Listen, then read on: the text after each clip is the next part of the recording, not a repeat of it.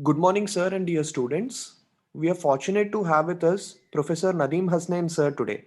Sir is an eminent academician and prominent socio-anthropologist. Sir has mentored thousands of students for UPSC and other competitive examinations. Sir has authored several bestsellers like Tribal India, Indian Anthropology, Indian Society and Culture, and recently Indian Society, Themes and Social Issues. Uh, Also, anthropology online classes by Nadeem sir and team will be starting from 27th of August. We from AKS IAS heartfully welcome you to this live webinar, sir. You can start the session, sir.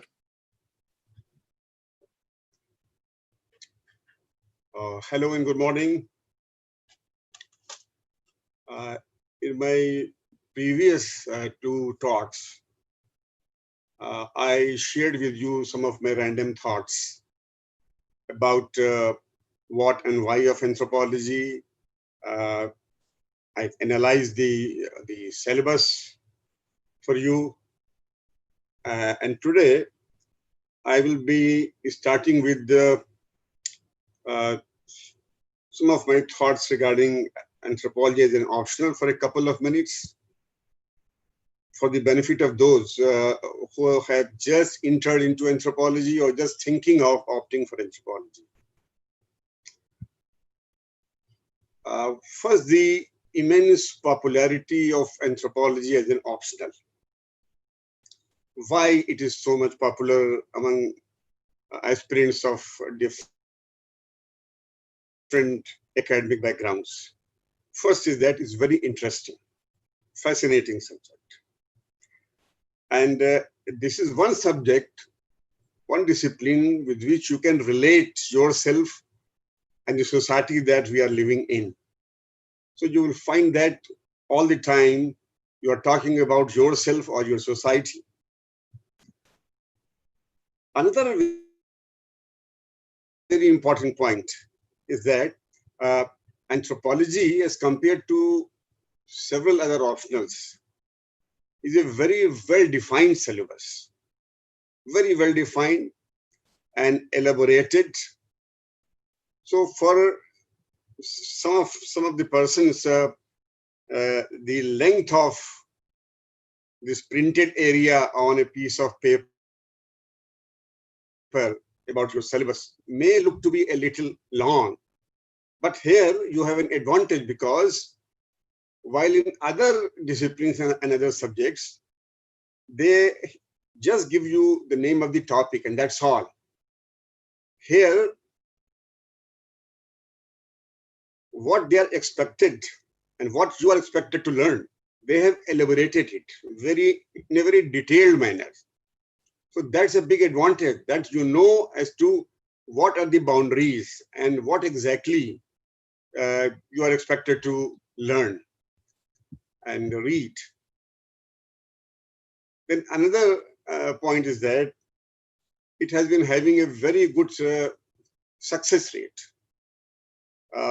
If you go by the success rate provided by UPSC, we find that anthropology has been faring somewhere between 10 to 15%, 12%, 13%,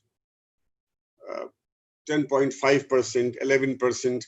I mean, and we have to know it that any success rate above 10% is fairly good success rate. Here it is very interesting to know that when I was just looking into this table of the success rate of different optionals, I found that for some of the optionals, the success rate was 50%, and in one particular option, it was 100%. That was very baffling. And then when I went into details, then I found that only 2 persons opted for that optional, mainly from languages. One of them succeeded. So it is 50%. And in one case, only one person opted for that optional, again from a language, and he was successful. So the result is 100%. So that is very deceptive. We don't have to go by this type of projections. So 10 to 15% seems to be fairly good success rate, and anthropology has consistently maintained this 10 to 15% success rate. And around 500 of the aspirants have been writing their mains with anthropology. Sometime 450, sometimes 600, not in thousands. And this is also an advantage, because when a subject is being opted by thousands of persons, then the UPSC gets alarmed, and they do something to to clip the wings of their subject by revising the syllabus, by making it longer, broader, and that is how they try to discourage several of the aspirants not to go for that optional. So by that way, anthropology is quite a safe optional. So we have 500, 600 of the persons, and out of these, 10 to 15% get success, and that is very good success rate. When we look at the strategy, or to form a strategy to crack this subject, we find that anthropology has got a fairly static syllabus or optional. Like new concepts and theories rarely come in any of the areas. So you are pretty sure that you are not updated all the time. So from exams point of view, that is quite advantageous.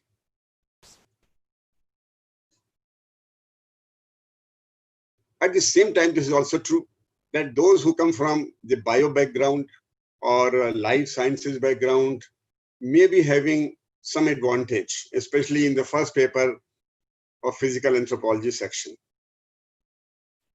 But what about its immense popularity among the engineers? For the last several years, the successful candidates with anthropology, majority of them happen to be engineers, which means that if one is not carrying any background of anthropology previously or bio background, it is not a big disadvantage at all. So another aspect is very important that some of you might have noticed, and those who have just entered into anthropology, you're thinking of taking anthropology, might not have noticed it. Syllabus of anthropology is got several overlappings, not only between paper 1 and 2, but also with GS and essay paper. A number of issues which are asked in the GS paper pertaining to Indian society, almost all of these are there in the anthropology syllabus. You just, whenever you get time, you just open the syllabus of general studies and then anthropology, and you yourself will find that there's a lot of overlapping. And that helps you save a lot of time, because whatever you have studied here in anthropology, and it is there in general studies, then obviously your time is virtually cut into half. So that is also a very good advantage. Then another very important thing to notice is the linkage between paper 1 and paper 2. Lot of linkages and lot of overlappings. For instance, in the first unit in paper 1, dealing with archaeological anthropology, perhaps the second unit, it deals with the world prehistory or European prehistory or European archaeology, just in one unit. While in the second paper, it is Indian archaeology or Indian prehistory. Now, some of the basic things which are common to both are the tools which are dug out from the various sites, tool techniques, dating methods. So all these, if you read this at one place, say in paper 1, so you need not go into the broader understanding of all these things in paper 2, because these are common. Only the time lag and the sites are different from India and European archaeology. Then you find that I'm just giving you example, and when you yourself sit and have a look at it, you will yourself understand. I'm just picking up some examples. In paper 1, it deals with demography or the population studies. In paper 2, there is also population, demographic factors, Indian population. Since paper 2 deals with the Indian scene. Another instance, in paper 1, you have family and all the subtopics of family. In paper 2, you have joint family and various issues involved with family. Then,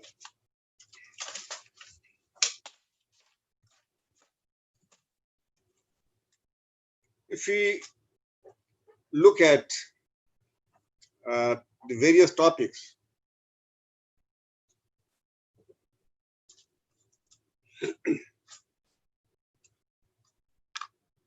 we find that a lot of concepts are there in paper 1 as well as paper 2. Needless to say, one has to develop a strong conceptual clarity. Your concept should be absolutely clear.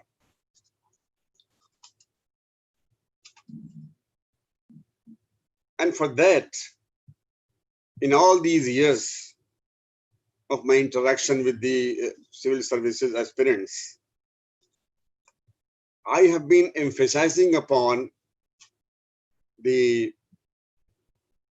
history of a brief history or the development of anthropology in the world. Development of anthropology as a discipline, as a subject. Why? Simply because if you've gone through a very brief review of the development of a discipline, then you can very easily relate different concepts. You can very easily then understand how a particular theory or a particular concept, under what academic circumstances, because of which academic debates, such concepts have developed. So this gives you, and that enriches also your understanding of the concept. I find that most of the subject experts who are dealing with anthropology at the civil services level, I found that most of them ignore this aspect. This is a time-tested strategy. You must know about the history or the development of your subject, brief history. Though there are a lot of books, I would definitely not recommend to you to go to read a complete book of the history of anthropology. That is not required.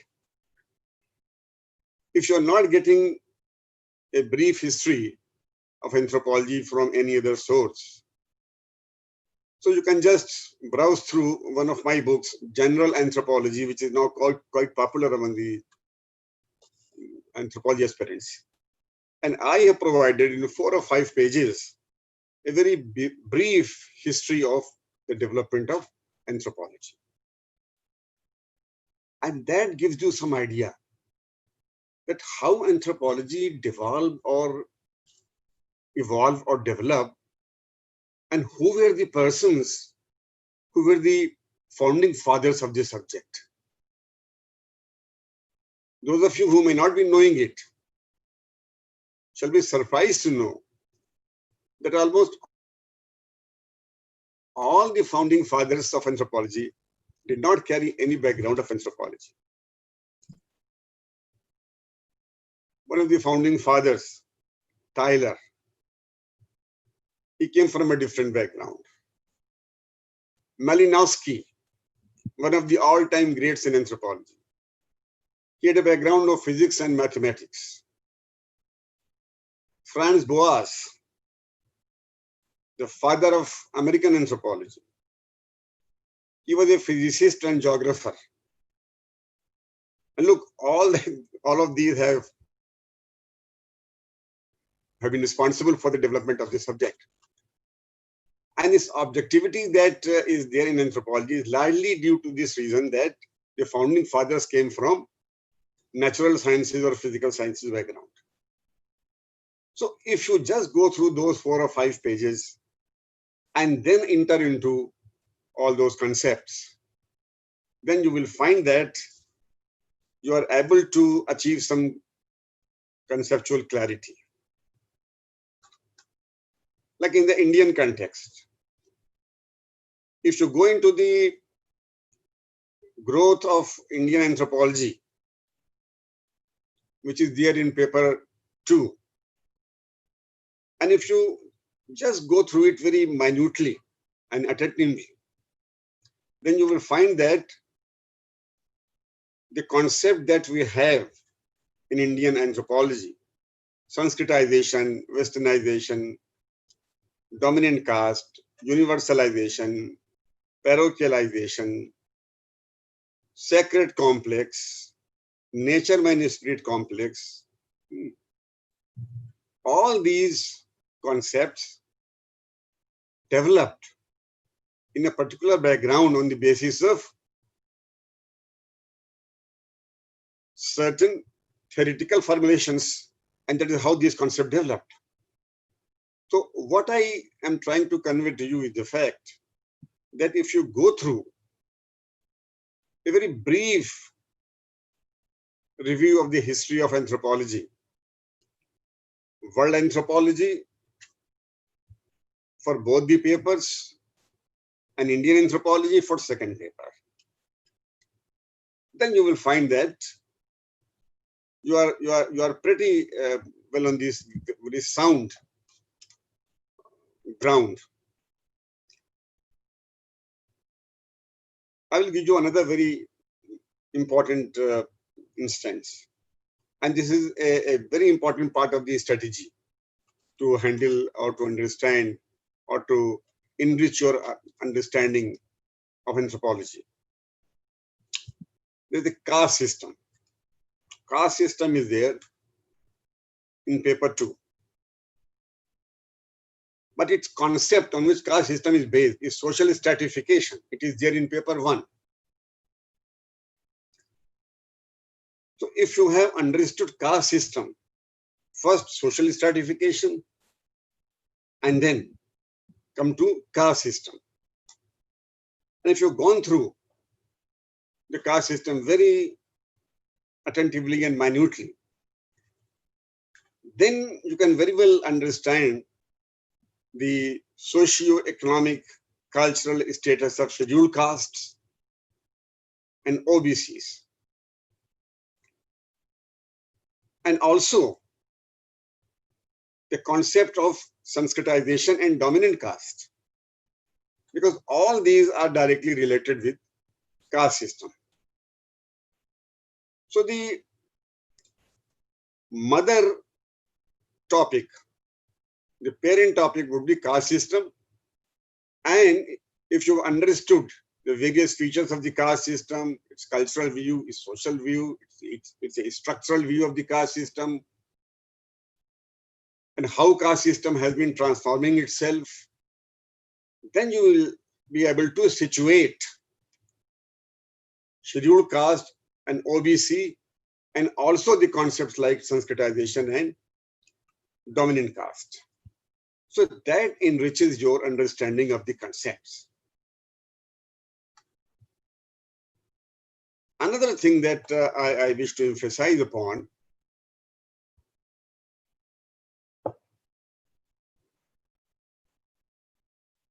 and I will very strongly recommend it, to make an analysis of the question of previous years, not of the 3-4 years, but right from the year when anthropology was introduced. That is 1983. You have this. This is available in the market. It's available on the Amazon. Right from 1983 onward, it gives you a topic-wise distribution of questions. Right from 1983 onward. Now, what you can do is that you ignore all those questions which are related with those topics which are no more part of your syllabus. So no, from time to time, the syllabus has been revised. And you will find that there are a number of questions pertaining to those topics which have been dropped. So you need not worry yourself. Just ignore those questions. But all those topics that are still here in your syllabus, you will be having a wide variety of questions. So what you can do is just topic-wise, you just gather all the questions at one place, and that will give you a fairly good idea about the types of questions which have been asked in the last 20 years or so. Here, the time period is not important. The nature of questions, to understand the nature of question is very important.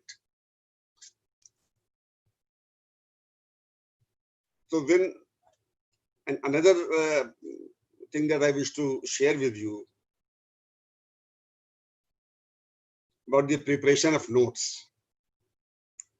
So obviously, when you prepare notes, it should be based on some standard books.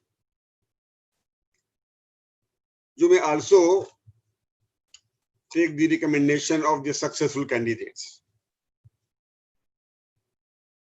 And that is just to supplement whatever is there in those books. You may also have a fairly good collection of clippings from newspapers, some magazines, like say Kurukshetra for rural and tribal development, Yojana, and of course, EPW, Economic and Political Weekly. I strongly recommend that you just visit the website of Economic and Political Weekly, that is epw.in, and they give you access to the current issue as well as last 2 issues. So if you just visit the website once every week, you will find that in some particular issues, you get something very relevant for you. In some other issues, you will not be getting anything relevant to you. But whenever you are able to get anything that is relevant to your syllabus, then it is like getting a jackpot, because the level of analysis, they're so rich that, I mean, it is not without anything that Economic and Political Weekly is the most respected journal of India in the world. So all the scholars of different parts of the world, so they look at EPW and consider it very important. Then sometime you will find that social media too gives very important write-ups. I'm particularly here talking about the wire.in. In the last 10-15 days, I found that 2 or 3 very important write-ups have been given on the tribal issues and tribal problems. And you can just download it or get a printout, whatever you wish to do. So you can also occasionally visit the website of the wire.in also, or the scroll.in.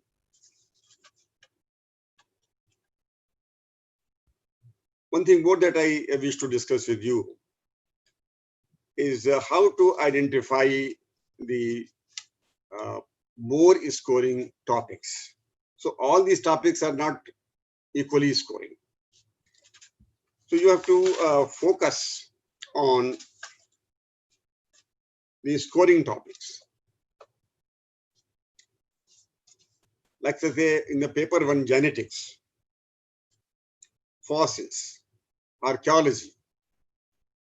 So it's a very fixed information that you have to write and discuss.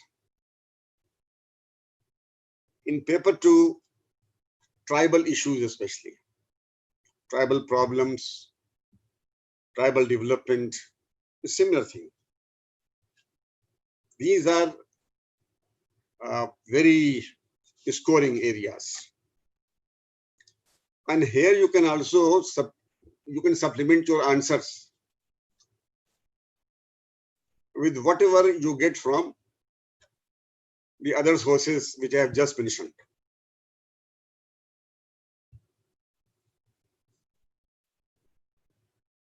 One thing more, in both these papers, there are certain things which you have to memorize or just mug up.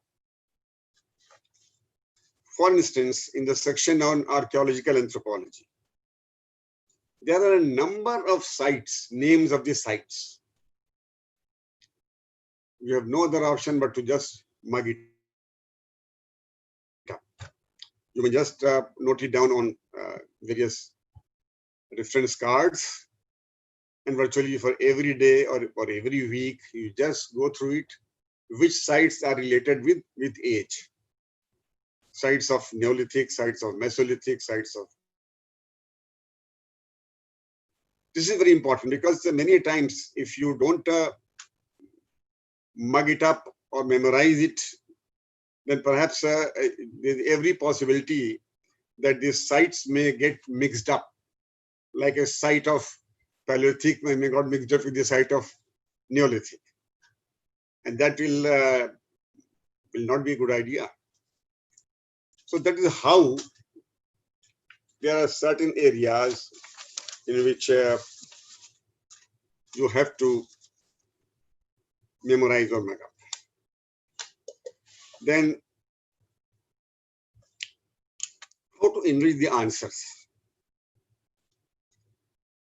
Obviously, case studies or examples, both. Same is the case. You have to be prepared.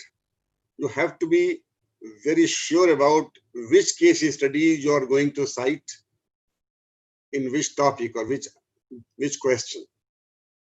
Because while you will be appearing for your exam, you're writing your exam, you will not be getting time to think over it or ponder over it for a long time. So all these things should be on your fingertips. Which case study or which example is to be cited in which topic or answer. Then name of the scholars or the propounders of a concept or theory. It has to be on your fingertip. Like for instance, Sanskritization and dominant caste. M.N. Srinivas, obviously. Now, what are those works in which these concepts or theories were developed? Religion and society among the Kurds of South India and dominant caste in Rampura. So obviously all these things have to be on your fingertips. Sometime you will notice that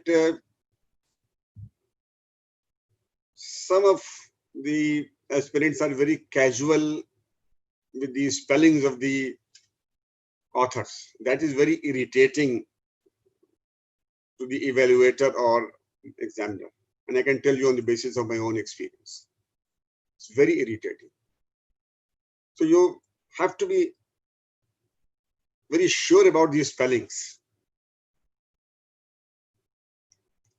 You can use bullet points if it is necessary, not in every question. You have to practice the sketches in some of these topics, like for archaeology section, sketches of certain tools like hand axe or scrapers or pebble tools or whatever it is. And also in the fossils, maybe a sketch of femur to show the linea aspera, or the skull. And obviously, if you have already practiced it, then perhaps you will be saving a lot of your time and giving quite a good score of yourself. One thing that also, which I want to share with you, is that sometime you will notice that some questions, some years are such which can hardly be fitted into any of the topics, which in the popular sense it is said out of course, out of syllabus, the way we talk about it during our student days. Don't panic about it. Virtually every 2 years, 3 years, you will find that there is one short note or one question which is not very direct or not very directly be fitted into any of these topics. Sometimes you may not be having any idea of that. You have not studied it. You have not found it in any of the books that you have studied or any of the other reading material that you have. Don't think that you are at a disadvantage, because almost everybody in such cases will be at disadvantage. And if all the persons are at disadvantage, this is not disadvantage then. So everybody on the same page. And then while evaluating, the evaluator or the examiner also have sympathies with you. It's not necessary that whosoever is evaluating your answer book might not necessarily have given this question. They have got their whole system is very different. So in such cases, the evaluators also have a lot of sympathies for you, and they take a somewhat lenient view. So that is how you go about handling anthropology as an optional. Obviously, I don't have a magic wand.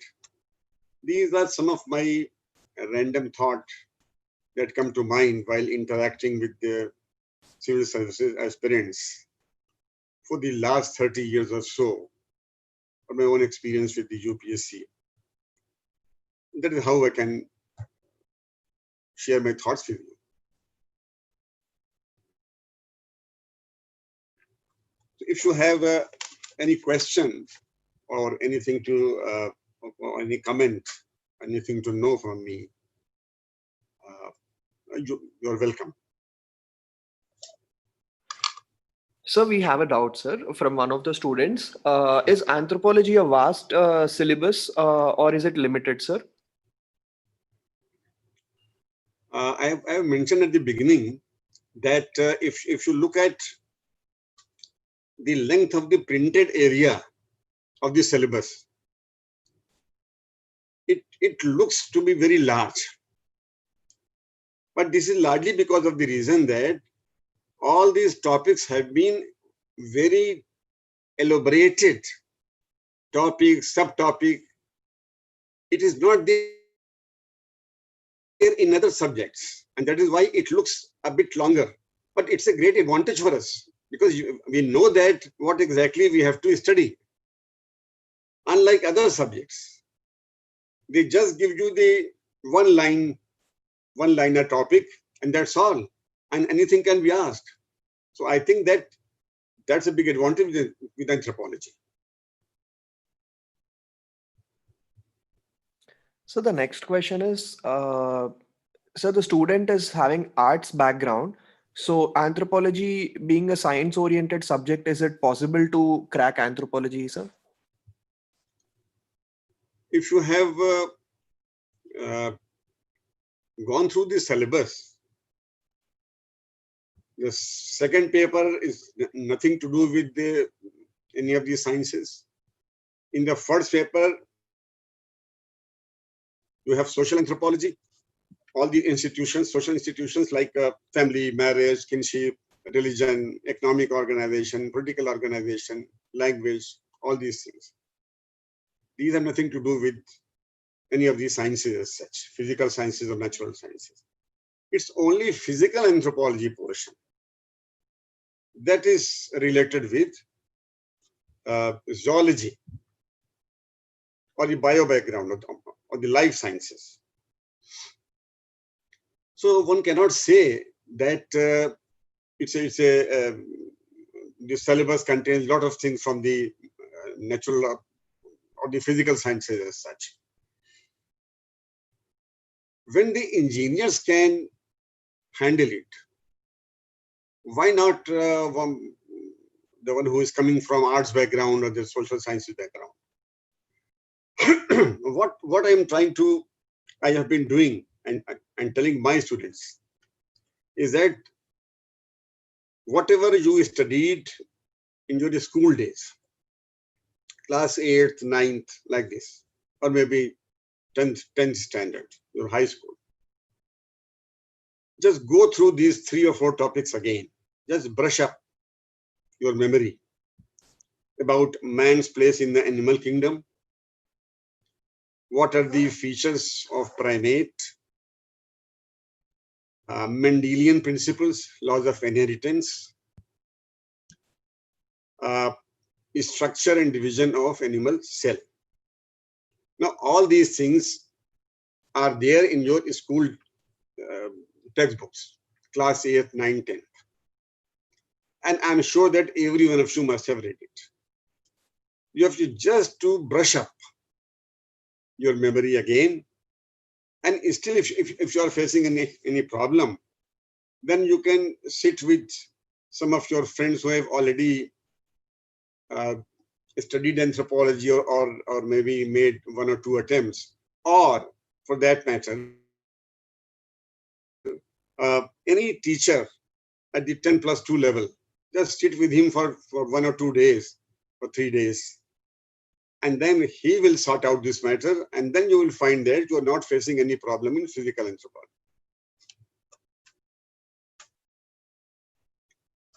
So the next question is it better to use sketches in the examination, sir?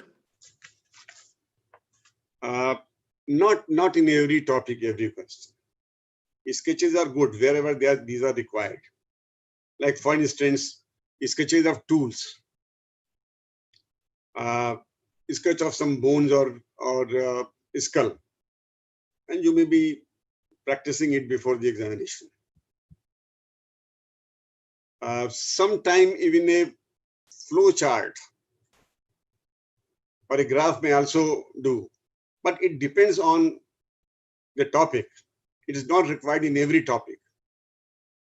That is how.